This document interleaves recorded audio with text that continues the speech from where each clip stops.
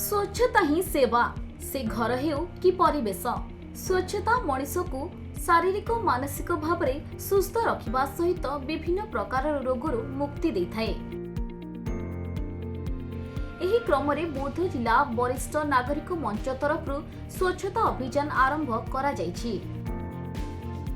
बौद्ध सहरस्थ माउसीमा मंदिर पार्श्व अवस्थित बौद्ध जिला वरिष्ठ नागरिक मंचर कार्यालय परिसर एही स्वच्छता अभियान शुभारंभ करा जायतिला।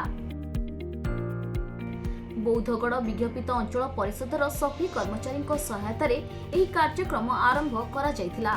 सफाई कार्यक्रम रे वरिष्ठ नागरिक माने मध्य निज हाथ रे कोदाଳ झुड़ी आदि नै एही स्वच्छता कार्यक्रम रे अंश ग्रहण करिथिले।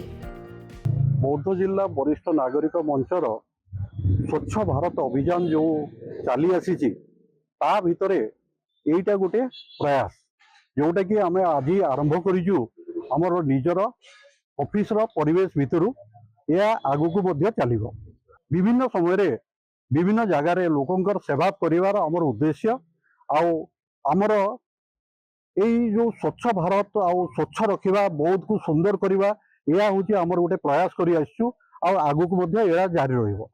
आमर स्वच्छ भारत कार्यक्रम करिवार थिला समस्त को सब जिलार समस्त ब्रांच को भी खबर दिया अल्प बहुत समस्ते आक्चुअली आईटा स्वच्छ भारत अभियान आम सब गछ सफाई आरंभ कर गछ कटा आरंभ कर झाड़ू मारिबा घर सफा करवा सब निजर कर। बौद्धर जयनंद मिश्र रिपोर्ट खबर ओडिशा।